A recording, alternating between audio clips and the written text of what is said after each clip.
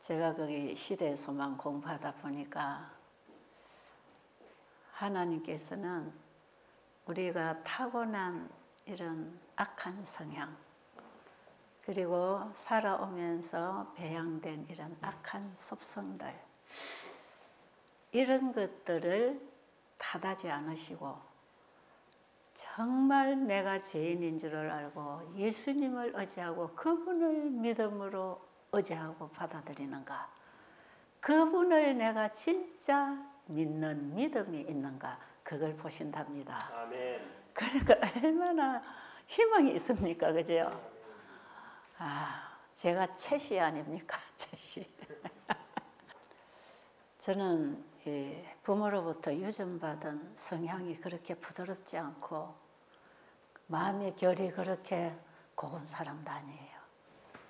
그리고 제가 거친 세파에 시달리면서 인생을 살다 보니 많이 거칠어지고 또 급해지고 과격해지고 냉정해지고, 내가 살아남기 위해서는 뭐든지 해야 되는 그런 세상에서 살아왔기 때문에 제가 예수님을 알기 이전까지 제게는 굉장히 나쁜 이런 습관들이 길들여져 있고, 제 성질 자체도 그런 성향으로 많이 굳어져 있고, 알게 모르게 여러 가지 스트레스로 인해서 상처된 그 마음의 예민한 반응들이 상당히 예민해졌고요.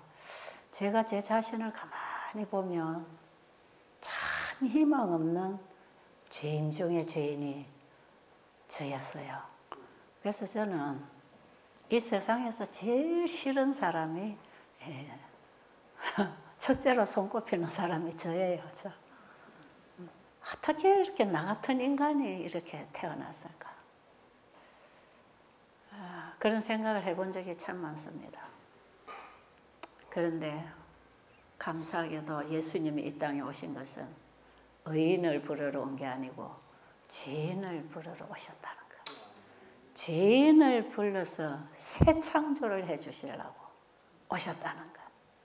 지금 네 그대로 네가 태어난 그것을 잘 가꾸고 다듬고 반듯하게 교양 있게 예의 바르게 도덕적인 인간으로 만들어서 이렇게 고쳐서 가져가려는 게 아니라 내가 너에게 새로운 씨를 넣어서 새 창조를 해줄 것이다.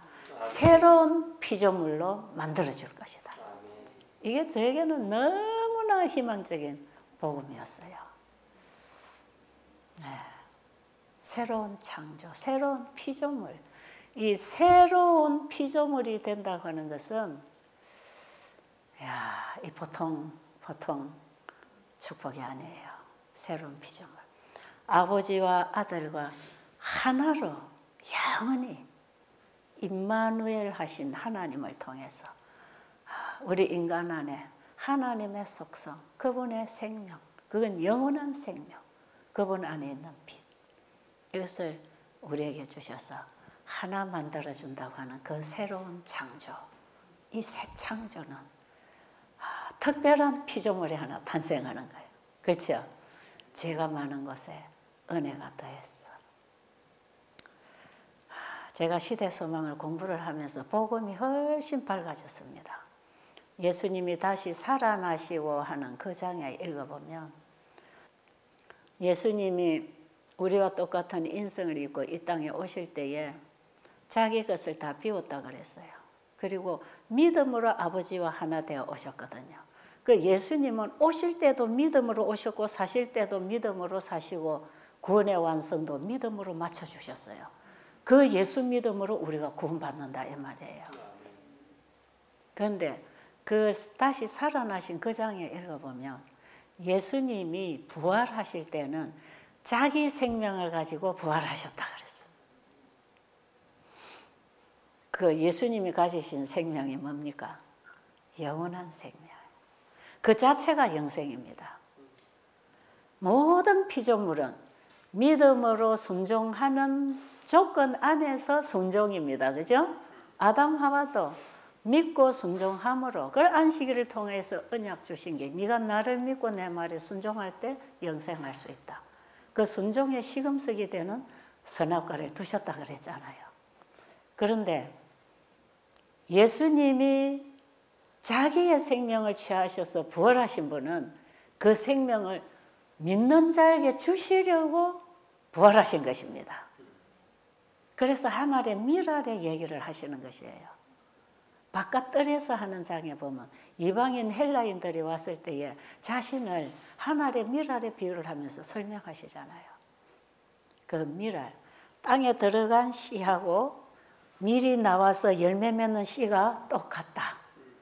그 예수님은 자기 씨를 가지고 부활하셔서 수많은 사람들 누구든지 예수님을 믿는 자들에게 이 씨를 나누어 주시려고 씨 뿌리는 자로 오셨다 이 말이에요. 저는 이런 말씀들을 깊이 보면서 그러면 예수님이 부활하신 그 생명이 그저 영생 자체라면 우리도 이제는 순종함으로 생명을 유지하는 그런 사람으로가 아니라 영생 자체를 가지고 부활하기 때문에 그 영원한 생명, 그 새 창조입니다. 새로운 창조. 새로운 피조물이 하나 태어나는 거예요. 그렇다고 우리가 하나님처럼 뭐 창조주가 되고 이런 건 아니잖아요. 그 생명에 우리가 같이 연결되어서 하나로 영원히 산다. 그리고 죄를 맛본 이 인간들은 다시는 우주에 죄가 들어오지 못하도록 안전장치를 할 수 있는 인간으로 우리가 사는 것입니다. 다시는 이런 유혹이 들어와도 어떤 사람들도 어떤 천사도 절대로 미혹당하지 않을 겁니다. 왜? 사단이 하나님의 품성에 대해서 오해를 일으키고 자기를 따르도록 속였지만 그 결과가 이 지구의 현재 모습 아닙니까? 그러니 이 죄가 뭔지 하나님의 사랑 구원이 뭔지를 너무 확실하게 지금 공부하고 있는 우주세계 거민들, 그들이 똑똑히 배웠겠지요. 그래서 하나님께서는 사단이 가지고 있는 그 속성이 뭔지를 적나라하게 드러내도록, 다 드러내도록 기다리시는 것입니다. 우리 이 구속사업이 6천년의 역사로 만약에 끝난다고 한다면 그 6천년이라고 하는 긴 세월 동안 사탄의 그 모습을 지금 다 보고 있는 것이에요. 그리고 하나님이 어떤 분인지, 하나님이 아들을 보내셔서 우리 죄인을 죄로부터 구원해서 회복시켜 주셔서 새로운 피조물을 하나 만들어내시는 그 창조의 능력, 그 사랑의 하나님을 우주국민들이 다 보겠지요. 그래서 우리가 하나님의 사랑의 표징 인물이 될 것이에요. 그러니까 절대로 인간 나를 보지 말라는 거예요. 믿음으로 말미암아 너희는 전적으로 나를 보지 말고 그분을 봐라.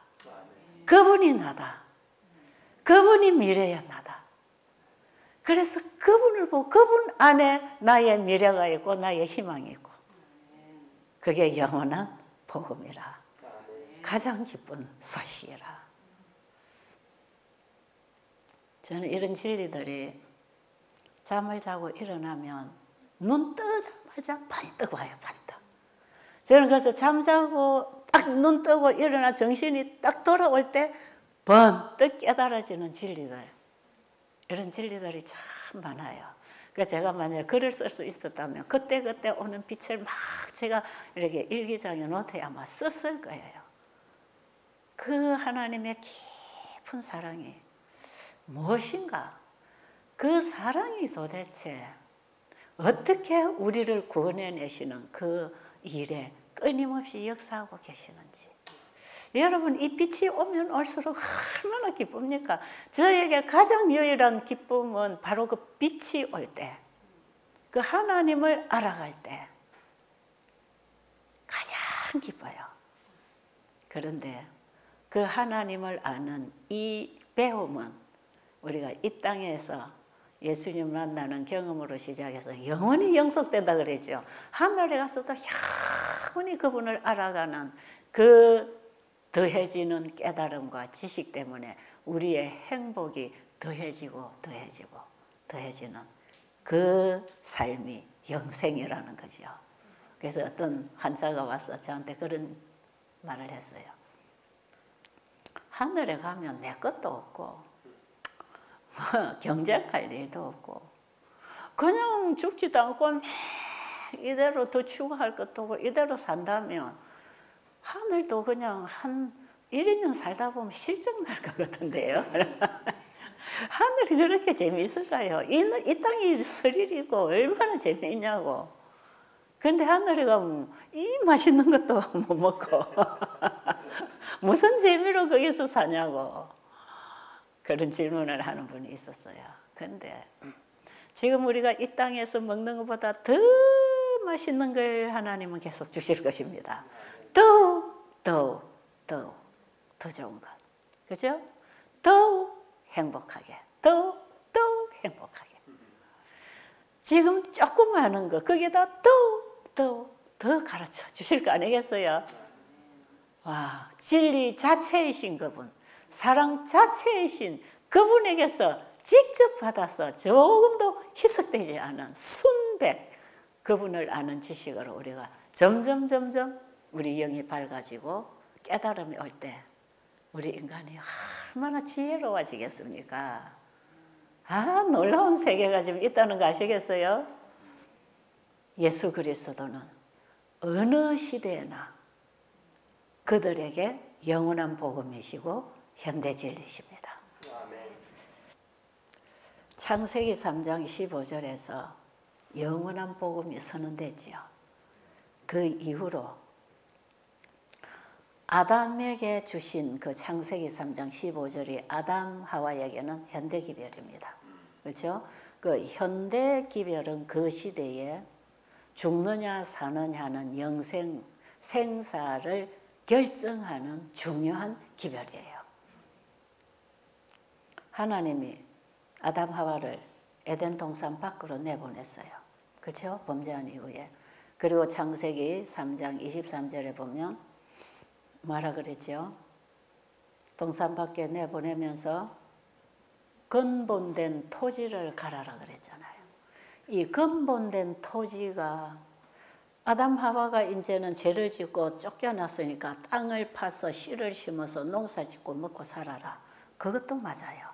그건 하나의 보이는 실물 교훈을 통해서 보이지 아니하는 영적 진리를 깨닫게 하기 위한 일이었거든요.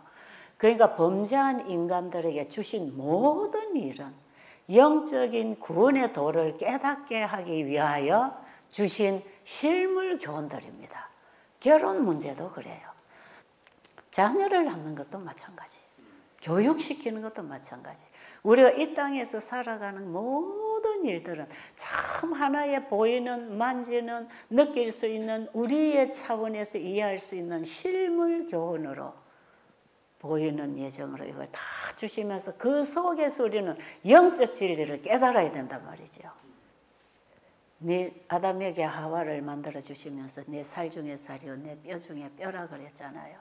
그렇죠? 그건요 예수님과 우리의 관계를 미리 보여주신 거 아닙니까? 그런데 예수님이 내 살을 먹고 내 피를 마시라고 하시면서 그분이 십자가에서 자기를 우리에게 내어주실 때 지금은 그분이 말씀을 통해서 우리 안에 들어오시지만 그 말씀을 우리가 먹을 때 주님의 살과 피를 먹지요. 그러니까 예수님은 우리 보고 너는 내 살이요 내 뼈요 내 생명이다. 맞나요? 그분의 생명이 우리 안에 들어와서 역사하시겠다 말이에요. 그러니까 이 부부 관계는 예수님과 우리의 관계를 보여주는 거예요. 그래서 에베소서 그 31장인가요? 남편들아, 아내들아, 부부에게 주는 훈도가 있잖아요. 이 부부 관계는 예수님과 교회에 대한 관계다 이 말이죠. 자, 그렇듯이 하나님이 아담 하와를 내보내시고 근본된 토지를 갈아서 뭐 해야 된다? 씨를 뿌려라.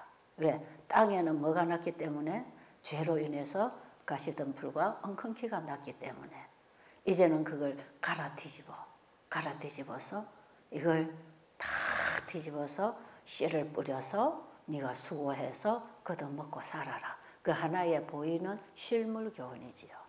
그런데 그 창세기 3장 23절에 그 말씀의 원 의미는, 그 말씀이 주는 본질은 하나님의 품성으로 창조된 우리 인간 마음에 죄가 들어와서 저주를 받아서 우리의 마음이 가시덤불과 엉겅퀴로 죄의 떼짱밭이 되어 있단 말이에요. 그렇죠? 죄가 우리의 마음을 온전히 점령할 것을 아셨기 때문에 이것을 날마다 갈아 뒤집어라. 이 뭐예요? 회개하라는 거예요. 날마다 갈아 뒤집어서 가시덤불과 엉겅퀴를 다 뽑아내고 하나님의 말씀의 씨를 내 마음에 받아라. 그것이, 그 씨를 키워서 네가 먹고 사는 그것이 네가 영생하는 양식이다. 그러니까 농사 짓는 비유 속에서 우리가 예수님을 영접해서 영생을 먹고 사는 그 새로운 피조물의 탄생과 자라는 과정과 그 완전한 구원에 이르기까지 우리를 새 창조해 주겠다는 약속을 주신 거 아닙니까? 그래서 우리가 창세기에 보면 창세기 1, 2, 3장에 영원한 복음이 다 들어있어요. 세천사 기별은 이 영원한 복음과 건강 기별이 창세기 1, 2, 3장에서 다 온 것입니다. 그 뒤부터는 구원하시는 과정이 쭉 기록되는 거지요. 그래서 지금 우리는 내 죄된 이 마음, 우리는 태어날 때부터 죄의 경향성을 유전받고 한다는 짓이 죄만 짓고 죄를 dom하고 살다가 죄인과 죄인끼리 싸우고 다투고 경쟁하고 살다가 이 죄가 점점 더 강해지고 굳어져서 정말 죄의 떼짱밭이 되어 있는 우리의 마음밭을 안 갈고 가만 놔놓으면 이 떼짱이 뿌리가 찌들어서 나중에는 이 호미로 삽으로 팔 수도 없을 만큼 잡초 뿌리가 찌들어 버리잖아요. 그러니까 날마다 이거 잡초를 뽑아내라. 갈아 뒤집어서 씨를 심고 잡초를 뽑아내라. 이 씨 뿌리는 비유가 전부 구속의 경륜에 우리 안에서 일어나야 할 경험이거든요. 자, 그 예수님은 아담 하와에게 영원한 복음이면서 현대 기별입니다. 왜? 지금 받아들여야 되는 복음이니까. 그렇죠? 항상 지금의 기별, 지금 주신 복음, 그게 현대 진리예요. 그리고 노아에게도 방주를 지으라고 하는 게, 그리고 내 가족과 함께 방주로 들어가라는 게 그게 현대 진리예요. 그 방주는 예수님을 상징하는 겁니다. 그렇잖아요. 언제든지 어느 시대든지 현대 진리, 그 시대의 사람들이 영생을 얻도록 주신 그 시대의 진리, 그것이 현대 진리인데, 이 현대 진리는 오늘날 우리 시대 재림 전까지 예수님이에요.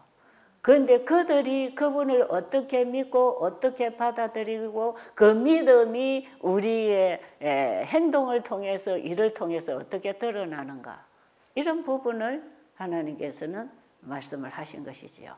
그러니까 이스라엘 민족들은 양을 잡아 제사 드리는 그 제사 제도를 통해서 구원을 받도록 돼 있었잖아요. 결국 그들도 예수를 믿음으로 말미암아 의로 구원받는 것이에요. 아담으로부터 오늘 우리에게 이르기까지 믿음으로 말미암아 구원받는 이 진리는 조금도 다르지 않습니다. 뭐 구약 시대는 율법을 지켜야 되고 지금은 믿으면 된다, 그렇지 않습니다. 믿음으로 말미암아 의를 소유하지 않고 계명을 지킬 인간은 없다 이 말이죠. 그러니까 참 계명도 믿음으로 말미암은 그분의 의를 소유한 자들이 살아가는 생활 방식을 가르쳐 준 거거든요. 다 이게 믿음으로 말미암아 의로 됐다. 그러면 예수님께서 재림하시기 직전 이 시대에 하나님께서 현대기별을 주셨는데, 이 현대기별이 요한계시록 14장 6절에서 12절, 첫째 천사와 둘째 천사의 기별을 포함한 셋째 천사의 기별. 1844년 이전부터 첫째 천사, 둘째 천사 기별이 선포되다가 그 다음에 예수님이 지성소에 임하시는 1844년에 예수님이 재림을 이 땅에 재림하신 게 아니라 하늘 지성소로 임하셨잖아요. 그리고 첫째, 둘째 천사의 기별을 포함해서 셋째 천사의 기별은 예수님 재림 때까지 하나의 복음으로 전파돼야 되는데 이 첫째와 둘째 천사 기별을 포함한 셋째 천사의 기별이 완전한 복음입니다. 전체적인 복음입니다. 그래서 이 셋째 천사 기별 안에는 성경 전체가 다 비추는 빛이 그 안에 다 모여 있기 때문에 우리는 성경 전체를 일목요연하게 하나의 복음으로 외친다. 그게 예수님을 증거하는 것이다. 네, 여기까지는 제가 그동안의 얘기를 자꾸 해서 오늘 정리가 돼서 따라오셨으리라고 생각을 하고 말씀을 하나 읽어드리겠습니다. 증언보감에 있는 말씀 읽어드릴게요. 증언보감 2권 528, 529쪽입니다. 이 시대를 위한 진리는 전체적인 복음을 포함한다. 올바르게 제시되면 그 진리는 마음에 역사하는 하나님의 은혜의 능력이 분명히 드러날 바로 그런 변화를 사람에게 이루어 줄 것이다. 그 진리는 완전한 사업을 할 것이며 완전한 사람으로 성장시킬 것이다. 그러므로 참된 의료 선교 사업과 복음 사업을 구별하는 선을 긋지 않도록 하라. 모든 것이 갖추었으니 오라는 초청을 함에 있어서 이 둘은 연합해야 한다. 그것들은 팔이 몸에 붙어 있는 것처럼 분리될 수 없는 연합으로 묶여져 있어야 한다. 자, 셋째 천사의 기별은 이 시대를 위한 기별이고 그 현대 진리다 이 말이죠. 이 기별은 완전한 기별, 전체적인 기별이면서 전체적인 기별은 누구라 그랬죠? 예수님. 그런데 그 예수님을 믿음으로 말미암은 의가 진실로 셋째 천사의 기별이다. 이분도 그렇게 얘기했을 때 그 예수님을 믿음으로 내 안에 영접하면 우리의 마음에 뭐가 일어난다고요? 그 지금 읽은 부분 다시 봐요. 여러분들 그 책을 좀 펴시고 오늘 그 현대진리 부분회를 보니까 그 책을 우리 지금 방송으로 참여하시는 분들 책을 좀 펴시고 지금 읽은 부분을 다시 읽어도 좋아요. 현대진리가 9장입니다. 예, 9장입니다. 자, 예수님을 내 안에 영접했을 때 우리 안에서 무슨 경험을 한다고요? 하나님의 은혜의 능력이 우리 안에서 분명히 경험되고 드러나게 할 그런 변화를 일으키는 능력으로 이 복음이 역사할 것이라. 그러니까 이게 이론이 아니지요. 그랬기 때문에 그 마음에 은혜와 진리가 충만하신 예수님의 은혜로 우리 가슴이 채워지면 우리의 굳은 마음을 제하고 부드러운 마음을 주신다고 하는 그 새롭게 창조된 그 마음은 내가 부모로부터 태어날 때 가지고 난 그런 성질이 아니고 우리 하나님의 성품, 신의 성품에 참여하게 되는 씨를 받고 우리가 태어나는 것이에요. 이게 거듭 태어나는 것이에요. 거듭 태어나려면 밀알이 땅에 들어가서 썩어야 거기서 다시 나무가 나와서 열매를 맺는 것처럼 내가 그리스도와 함께 죽어야 그리스도와 함께 부활해서 그리스도와 함께 살 것입니다. 그렇죠? 분명한 이는 구원의 길이에요. 이것을 그냥 두루뭉실해가지고 예수 믿겠습니까? 예, 믿겠습니다. 안식일 지키겠습니까? 예, 하겠습니다. 그럼 침례받아라. 하나도 자아가 포기되지 않은 침례를 물침례만 받고 올라오기 때문에 교회 안에는 여전히 육의 사람들이 가득 차서 자아가 툭툭툭툭 튀어나와서 교회 안에 이런 많은 문제가 생긴다고 하는 것이에요. 침례는 받았는데 자아가 죽지 않아서 자아가 다시 살아 올라왔기 때문에 여전히 옛날에 내가 살고 있단 말이에요.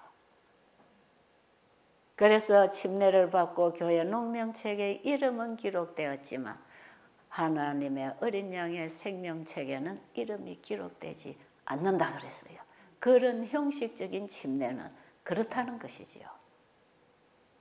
그래서 이렇게 우리가 물 침례만 받았다면 이제 예수님을 영접하는 성령의 침례를 받아야 되지 않겠어요? 그래서 저는 여러분들 이번 기간에 정말 그 성령의 침례가 일어나기를 바랍니다. 정말 저도 10대에 멋모르고 그냥 물에 들어갔다가 침례 예식에만 참여하고 교인이 돼가지고 제가 오랜 세월을 살면서 얼마나 내 모습에 이 악한 공기를 퍼뜨리고 제가 살았는지 몰라요. 그런데 진짜 예수님을 알게 되니까 그 알미 내 안에 주님을 사랑하게 되는 그 부드러운 마음이 오니까 옛날에 굳은 마음이 사라지는 거 아닙니까? 그런데 그 사람이 지금까지도 나타나기 때문에 내 성향이 아직 완전히 없어지지 않고 빠지지 않았지만 지금도 나는 자라는 중에 배우는 중에 가고 있기 때문에 희망을 가지고 있는 것입니다. 지금 우리는 다 공사 중입니다. 완공되지 않았어요.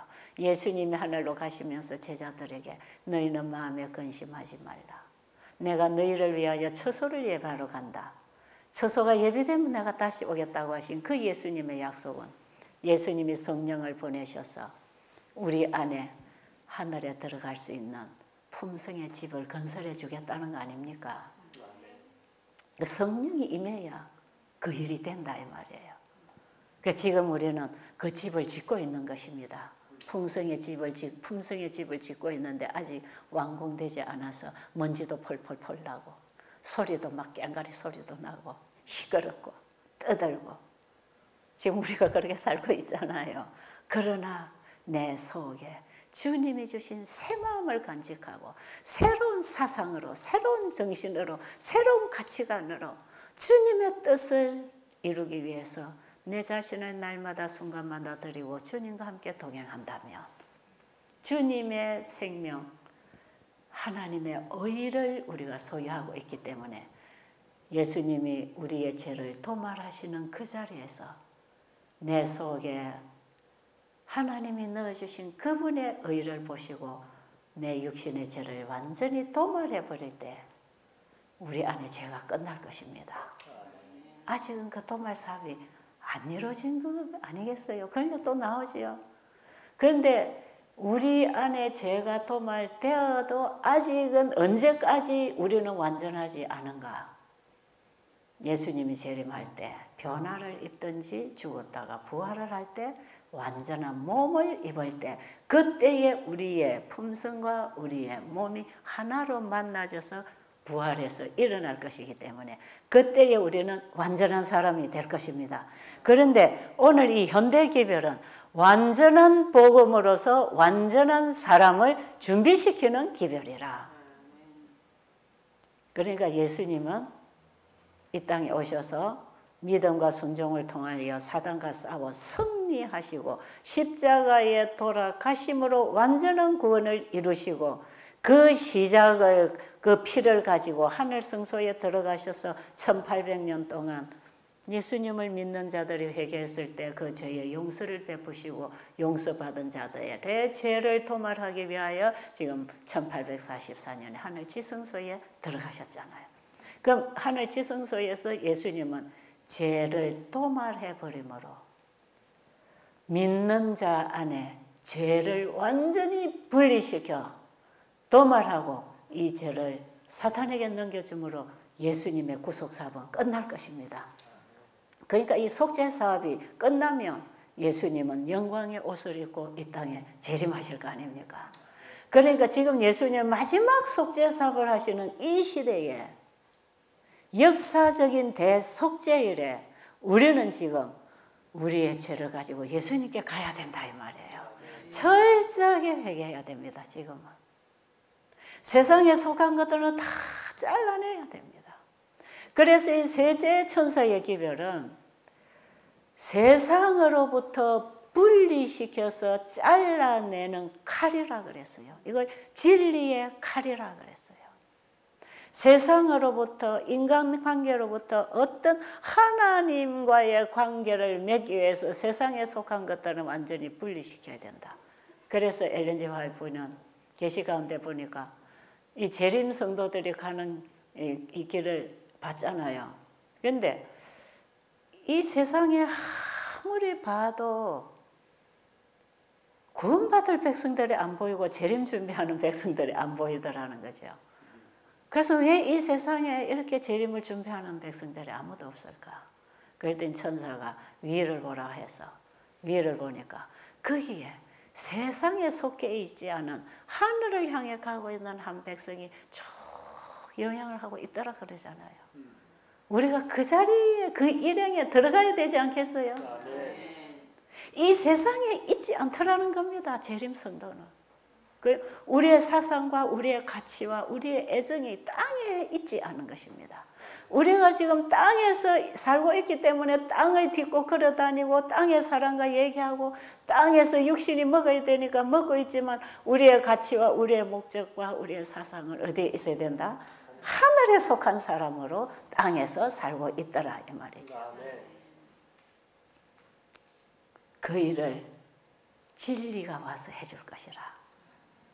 셋째 천사의 기별이신 그 예수님이 우리를 세상의 애착으로부터 분리시켜 줄 것이라. 그래서 요한일서 5장에도 보면 세상을 이기는 이김은 이것이니 우리의 믿음이라. 예수님 우리를 이기게 하십니다. 벗어나야 되겠죠. 그 세 천사의 기별은 세상으로부터 분리시켜주는 진리의 칼로서 사람들을 인간관계, 세상관계, 물질관계 이걸로부터 끊어주는 진리입니다. 그래서 이게 굉장히 이쪽 아니면 이쪽으로 결정돼야 된다 이 말이에요. 양다리를 걸치고 있는 사람들을 한쪽 다리를 빼라 이 말이죠. 사탄은 반쯤 회개한 사람들을 가장 유용하게 사용한다 그러죠. 우리가 지금 반쯤 회개하고 교인이 되어 있지 않습니까? 그러면 가장 사탄이 하나님을 오해시키고 하나님을 믿지 않도록 하나님의 사랑을 가리고 있는 일을 인간이 한다는 거죠. 아예 하나님 안 믿는 사람은 하나도 아직 회개가 없고 예수님 모르는 사람은 사단 편이 있기 때문에 주님의 일에 방해는 안 돼요. 근데 하나님 믿는 사람들이 양다리를 걸치고 이렇게 붙었다 저렇게 붙었다가 하면 사람들이 볼 때 주 믿는다는 게 왜 저래? 그렇게 되니까 하나님이 그들에게서 안 보이는 것이지요. 그래서 제가 늘 비유를 가지고 얘기를 하는데 풍선에다가 바람을 훅 불어가지고 끝에다가 실로 이렇게 꼭 묶어가지고 책상 다리에다 딱 묶어놓으면 이 풍선이 바람에 날려서 어디까지만 다닐 수 있어요? 어디까지만? 줄이 가는 곳까지밖에 못 가요. 이 풍선을 메고 있는 줄이 이 다리에 딱 걸려 있으면, 땅에 걸려 있으면 더 이상 공중을 날 수가 없어요. 그러니까 세천사는 공중을 날아라는 거라. 그렇죠? 그게 무슨 뜻입니까? 성령이 인도하시는 대로 움직이라 이 말이에요. 네 생각, 땅에 속한 생각들이 땅에 한 자락 땅에 딱 이래 붙여놓고 그걸 못 빼가지고 그냥 거기서부터 갈 수 있는 것만 왔다 갔다 하는 게 교회 왔다 갔다 왔다 갔다. 뭐 돌적에 붙어있는 문처럼 왔다 갔다 그런다 그러지요. 우리가 지금 그렇게 살고 있지 않나요? 이번에 우리는 내 신앙을 한번 다시 점검해 볼 필요가 있어요. 이 집회에 참석했다가 문제가 아니라 정말 여러분들은 다시 말씀으로 돌아가서 하나님이 이 시대에 주신 현대 기별이 뭔지를 알아야 된다 이 말이죠. 그러니까 이 세천사의 기별인 현대 진리는 세상으로부터 분리시키는 기별이라.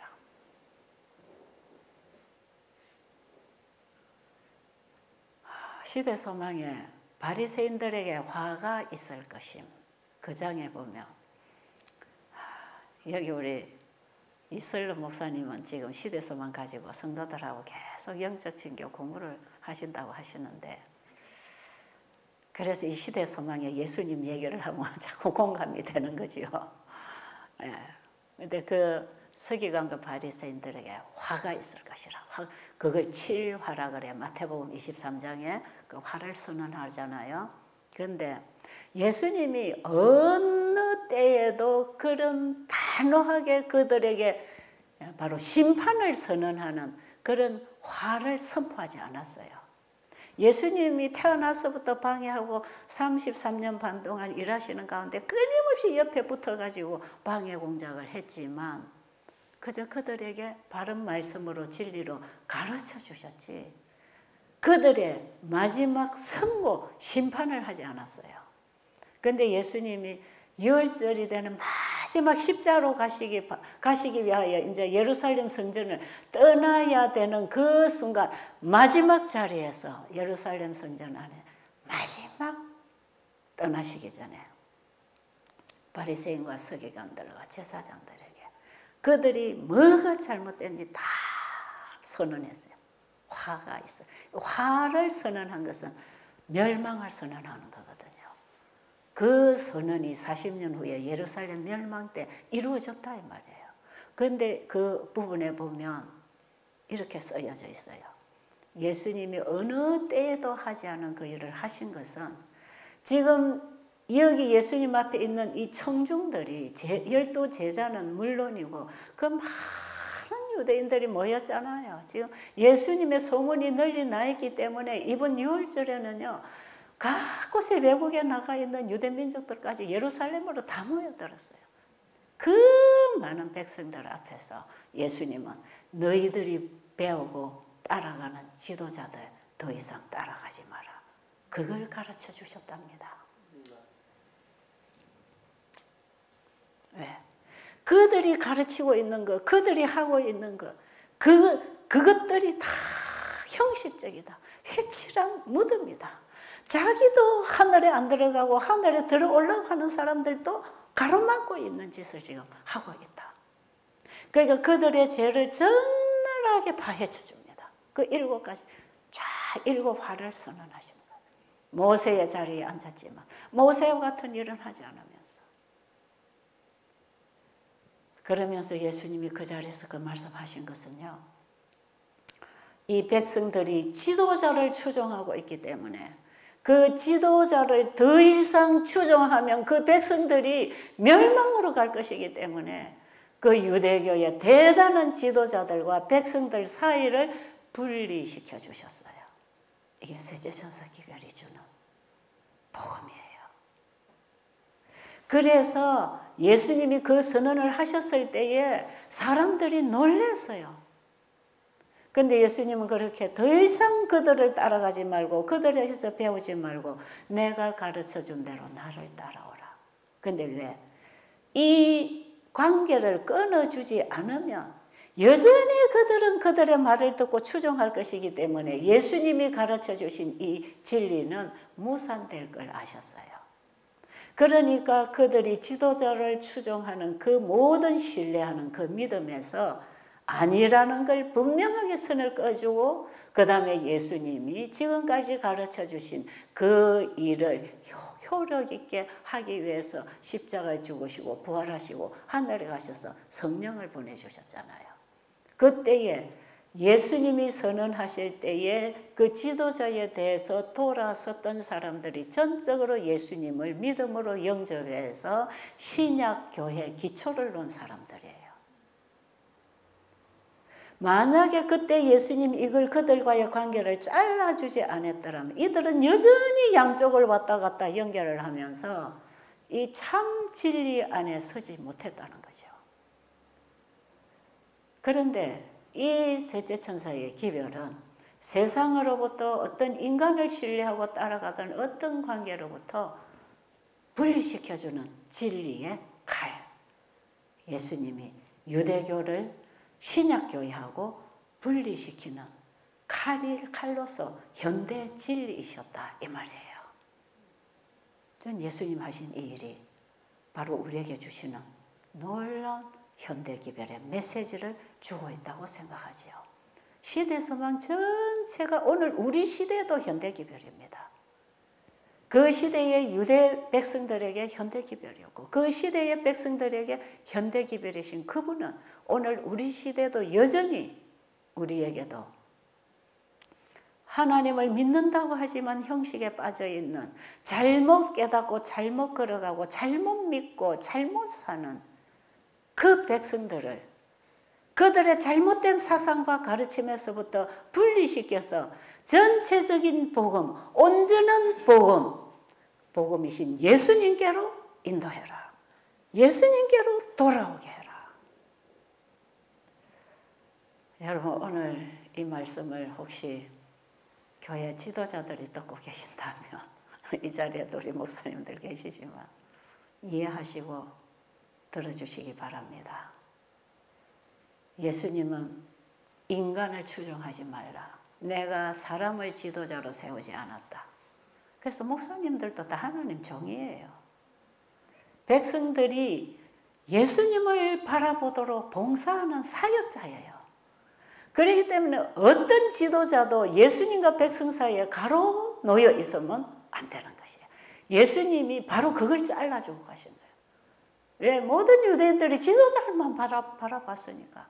그러니까 예수님이 말씀하시는 그 말씀을 순수하게 못 받아들이고 이해를 못하고 헷갈렸던 것은 지도자들이 계속 그게 아니라고 반대를 하고 핍박을 하니까 그 백성들이 얼마나 헷갈렸어요. 그게 예수님이 딱 잘라주고 가시더라 이 말이에요. 아, 이게 현대기별이구나. 오늘날 우리 시대의 현대기별이 바로 이런 것이구나. 그래서 여러분, 제발요, 지금까지 내가 습관적으로 하던 신앙, 또 내가 어떤 고정관념 속에서 이해하고 알고 있었다면 그거 다 내려놓고 뭐 어느 목사님, 어느 집사, 어느 장로의 말씀이 좋아서 쫓아다녔다면 그것도 다 내려놓고, 그것도 그 사람이 복음을 전했다면 그 복음을 찾아가야 됩니다.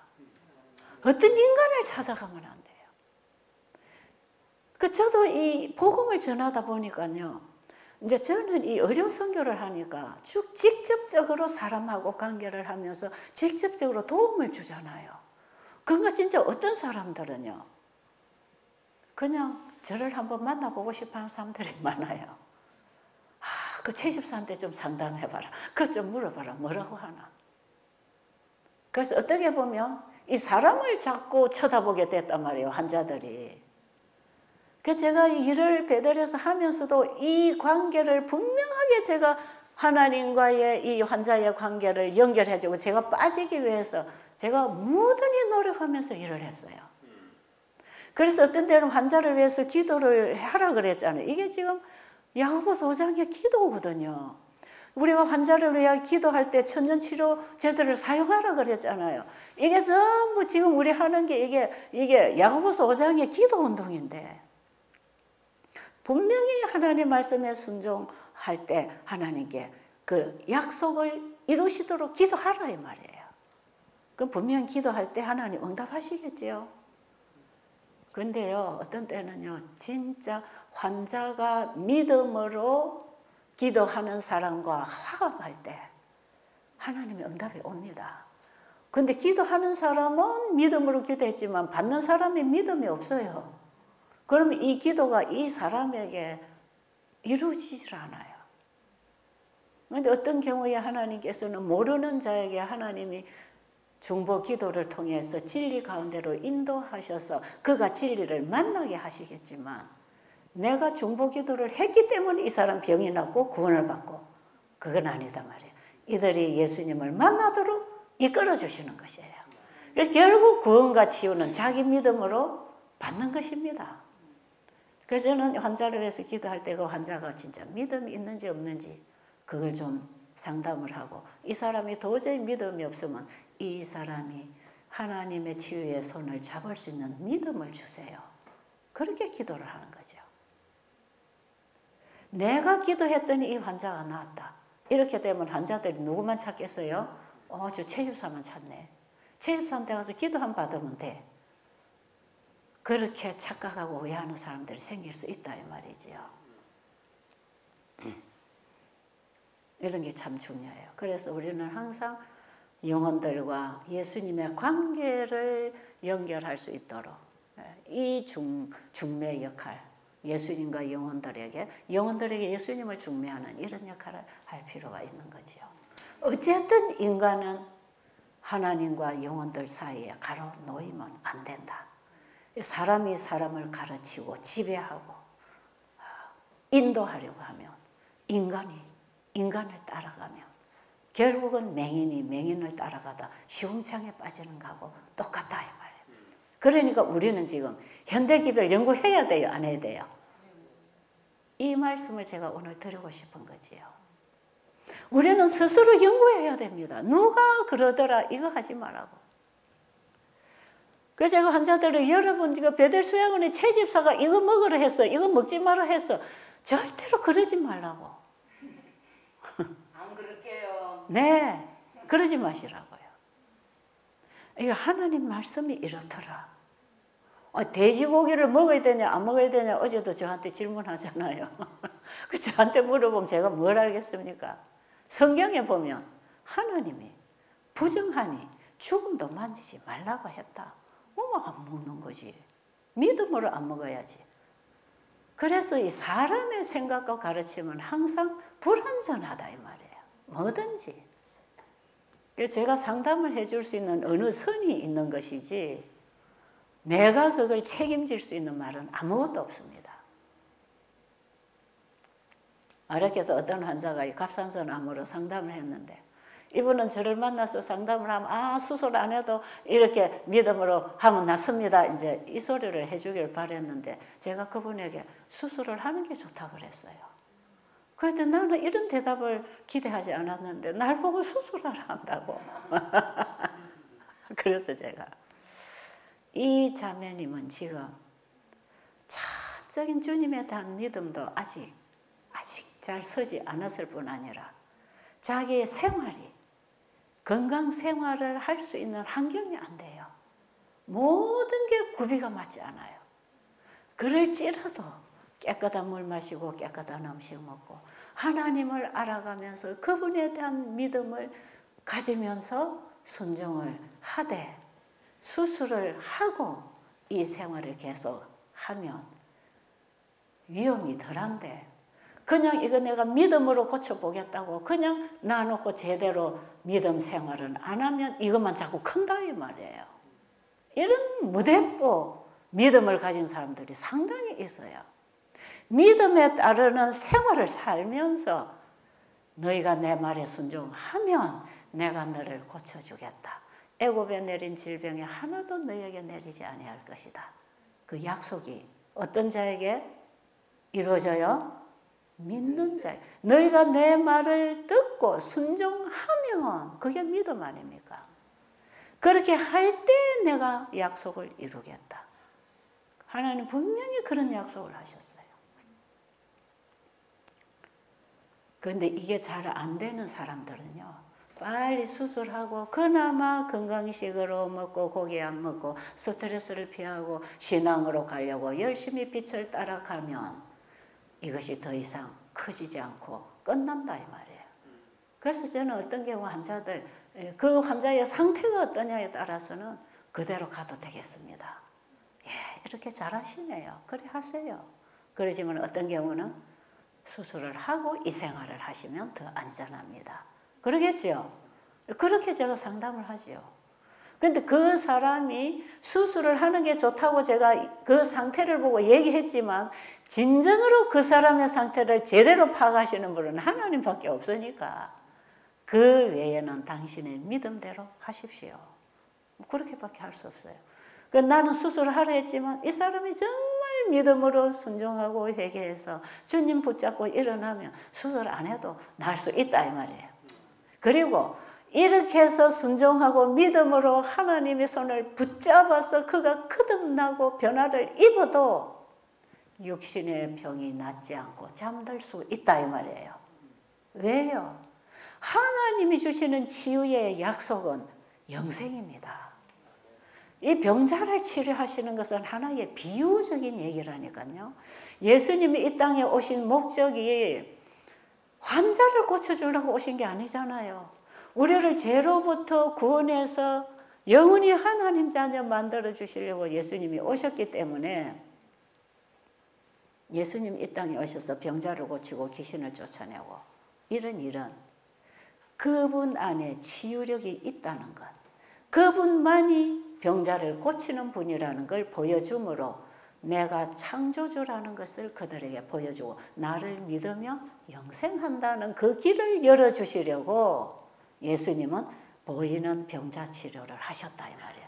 그러니까 이 의료, 선교, 건강기별은 하나의 하나님의 창조력이 말씀을 통해서 어떻게 역사하는지를 사람들이 경험하도록 지도해 주는 것이고 복음을 전해 주는 것이고 이렇게 했을 때에 그는 치료하시는 그분을 경험하면서 창조의 하나님이 나의 영원한 구주라는 사실을 믿음으로 붙잡고 영생을 얻도록 해줘야 된다 이 말이죠. 그래서요 진짜 환자들이 중증 환자들이 와서 뜨겁게 회개하고 예수님 만나고 거듭나는데 얼마 안 가서 죽는 사람들이 있어요. 그거는 정말 하나님이 재우시는 잠입니다. 예수님 재림 때 부활시켜 주실 잠을 재우고 계시는 것이에요. 만약에 이 사람이 그렇게 해서 나아가지고 건강했다면 그 다음부터 어떤 인생을 살아갈지를 하나님이 아시기 때문에 그 영혼에게 가장 잠재울 수 있는 적절한 시기는 지금이다. 그래서 하나님 잠재우시지요.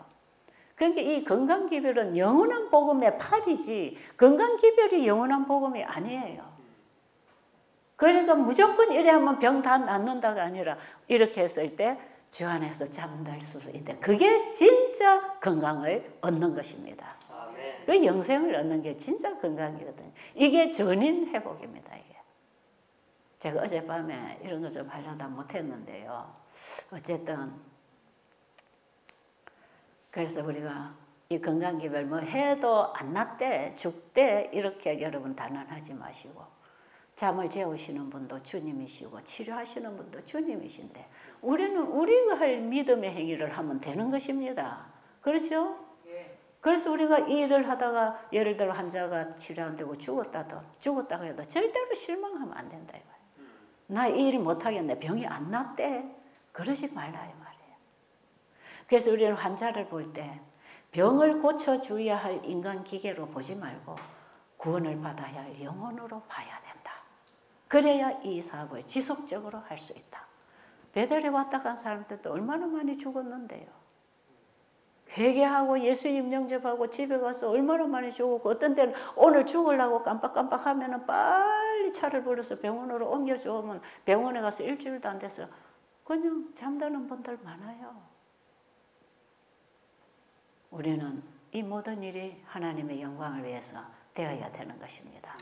중요한 것은 이 완전한 복음, 전체적인 복음이고 완전한 복음이고 이 복음으로 완전한 복음 사업을 마칠 복음, 이게 우리 시대의 현대기별이라. 그리고 이 복음이 우리로 하여금 완전한 사람으로 만들어줄 것이기 때문에 복음하고 이 몸하고 팔이 붙어야 된다 이 말이에요. 여러분 이 몸뚱이는 멀쩡한데 팔이 하나 떨어져 나가 버렸다면 이게 온전한 사람이 아니잖아요. 이 건강한 사람이 아니거든. 마지막 세제천사의 기별은 온전한 완전한 복음이기 때문에 건강한 복음이기 때문에 건강한 사람으로 회복시켜 줄 거기 때문에 이 복음에 옳은 팔이 붙어야 된다는 거죠. 팔이 붙어야 돼. 그래서 지금 아까 읽어드린 거 정은복음 이건에 그랬잖아. 이 시대를 위한 진리는 전체적인 복음이다. 이 복음을 받아들이면 우리의 마음에 성화 변화를 일으키는 기별이다. 그리고 이 복음 사업에 절대로 의료 선교를 분리시키지 말라. 왜? 복음이 생활에 실천된 게 의료 선교고 건강 기별이거든. 그러니까 복음은 맨날 말하고 글자로는 알고 입으로는 전해도 생활에 실천이 안 되니까 복음이 보이지를 않아. 그러니까 입으로 이제 듣는 거는 사람들이 식상해. 뭔지도 모르겠고, 그러니 복음을 보여주자. 예? 내가 가진 나의 복음을 보여주자. 보여주는 법. 그래서 셋째 천사의 기별은 성도들의 삶을 통해 증거하는 외침입니다. 이게 큰 외침이에요. 이게 능력이에요. 성도들의 삶을 통해 자기 간증을 통해서 증거할 때 성도들의 생활 속에서 경험된 진리는 사탄이 변정할 수 없는 진리다. 왜요? 하나님의 진리가 사람 안에 들어와서 사람을 새 창조하고 있잖아. 사단이 변정할 수 있겠습니까? 정인이 나타났는데 어떻게 사단이 변정합니까? 더 이상 변정할 수가 없나? 보고. 그래서 이 셋째 천사기별은 더 이상 사단이 시비 걸거나 변정할 수 없는 진리다. 왜? 성도들의 삶을 통해 외치는 증거이기 때문에 그렇습니다. 정인이 나오면 더 이상 심판은 끝나는 것이에요. 그러니 우리의 신앙이 어떻게 돼야 되나? 화이프는 심지어 이런 말씀했어요. 자, 의료 선교 건강기별은 오른팔이고 영원한 복음 셋째 천사기별은 몸인데, 만약에 이 몸에 오른팔이 주로 일하는 기능 힘쓰잖아요. 이 팔이 없다면 이거는 온전한 건강한 사람이 아니듯이 온전한 복음이 안 된다.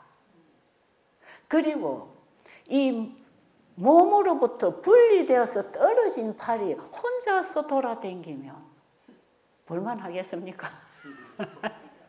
볼상사납겠지요. 여러분 생각해 보세요. 이 팔이 하나 떨어져가지고 돌아다닌다. 참 볼상사나울 일이에요. 그런데 이 건강기별이 의료선교라는 게 이 복음하고 분리가 되면 그렇게 된다 이 말이에요. 아무 생명이 없다 이 말입니다.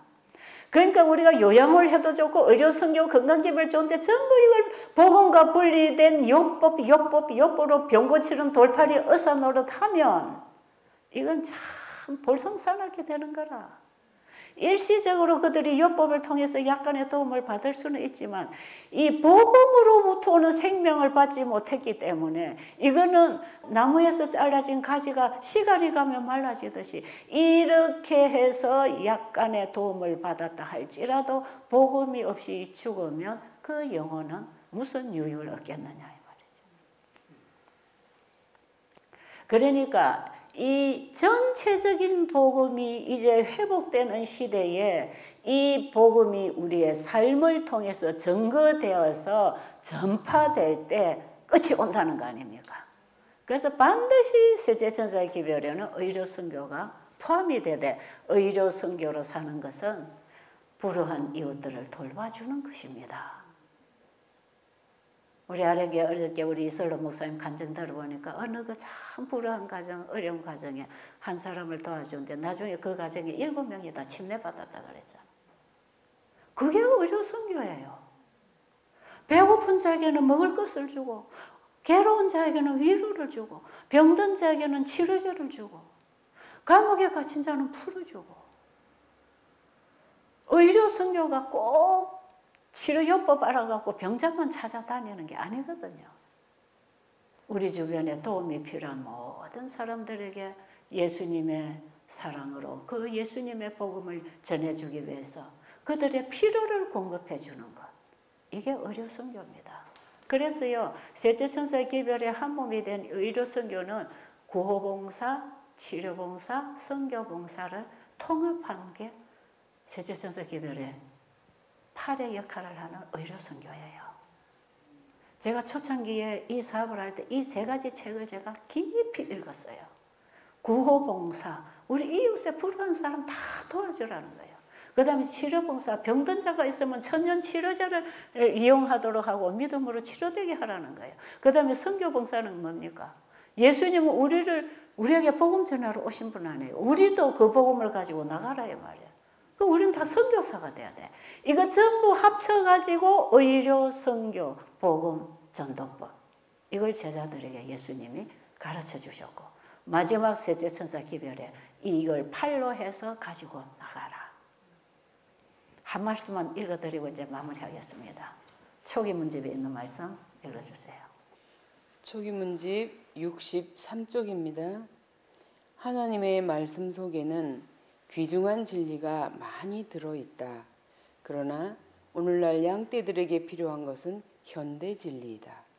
나는 기별자들이 현대 진리의 핵심에서 벗어나 양떼를 결합시키고 영혼들을 성화시키는 일에 적합하지 않은 주제들을 강조할 위험을 보았다. 사탄은 하나님의 사업을 망치기 위하여 이 일에 가능한 모든 수단을 동원할 것이다. 그러나 2300주야와 관련된 성소 문제와 하나님의 계명과 예수의 믿음 등과 같은 주제들은 과거의 재림운동을 설명해주고 현재의 우리의 위치를 보여주는 동시에 의심하는 자들의 신앙을 일으켜주고 영광스러운 미래를 확증시켜주는데 아주 적절한 것들이다. 이러한 것들이 기별자가 심사숙고해야 할 주요한 주제들인 것을 나는 여러 번 보았다. 아멘. 여러분이 이 말씀은 한 줄 한 줄 정말 줄을 쳐가면서 깊이 묵상하면서 읽어보세요. 성경 안에는 진리의 보석들이 가득 차 있는 건 맞습니다. 그런데 어느 부분의 말씀을 끄집어내서 가르쳐도 그건 진리이기 때문에 사람들에게 은혜를 끼치고 이게 다 그들이 예수님을 만날 수 있는 길입니다. 그런데 오늘날 양떼들에게 필요한 것은 뭐다? 현대 진리이다. 현대 진리다. 화이트분이 초기에 본 계시입니다. 초기 문제. 오늘날 양떼들에게 필요한 것은 현대 진리이다. 현대 진리가 뭐다? 셋째 천사의 기별이다. 셋째 천사의 기별은 첫째와 둘째가 포함된 기별이다. 이 셋째 천사의 기별은 믿음으로 말미암은 의다. 믿음으로 말미암은 의는 예수님을 내 안에 영접했을 때 새로운 피조물로 하나님의 의를 소유한 자들은 그 의로 성령의 열매를 맺고 사는데 그들이 불효하고 죽어가는 영혼들을 구원하기 위해서 자기를 다 드려 일하는 사람들이라. 이게 의료 선교사라. 이 시대 현대기별은 1844년 2300주야와 관련된 성소 문제. 그게 뭡니까? 예수님의 지성소 마지막 사역이죠. 이 현대진리예요. 그 다음에 거기에서 우리가 가져야 할 신앙, 하나님의 계명과 예수 믿음이 뭔지. 지금 예수님이 하늘 지성소에서 마지막 속죄 사업을 하실 때 우리는 어떤 신앙을 해야 되는가? 우리는 예수님이 아버지를 믿음으로 아버지의 뜻을 이 땅에서 드러내신 그 신앙으로 증인이 돼야 된다 이 말이에요. 이런 신앙이 오늘날 기별자들이 전할 현대 진리이다. 그런데 사탄은 백성들을 이 현대 진리로 이끌어서 지성소에 계시는 예수님에게로 가도록 오직 그분을 가르치는 이 현대 진리 외에 성경에 있는 여러 가지 진리들을 가지고 오겠지만 인간의 사상을 다 섞어가지고 사람들을 이 현대 기별에서 벗어나서 다른 쪽으로 가도록 끌어가는데 사탄은 이 기별에 방해를 하기 위해서 지도자나 기별자나 누구를 통해서 이렇게 일을 한다는 것이죠. 그러니까 우리 재림교회가 지금 할 일은 어떤 세미나가 문제가 아니고 이 현대 기별 세미나를 해서 백성들을 예수님 계시는 그곳으로 인도해서 그 예수님 안에 있는 진리로 우리가 살아서 그분을 드러내는 참된 믿음으로 말미암은 의의 복음에 들어가도록 해야 된다 이 말이죠. 예수 믿음을 갖도록 해줘야 돼. 이 복음을 받아들이면 이 세제천사 기별을 받아들이고 이해를 하는 자들은 생활의 개혁이 반드시 따릅니다. 그러니까 화이트부인은 고기를 먹는 목회자는 단에 세우지 말라는 말씀까지 하셨어요. 이 시대에 하나님이 주신 현대기별을 받지 않은 자들은 단에 서서 백성들을 가르치면 안 된다는 거지요.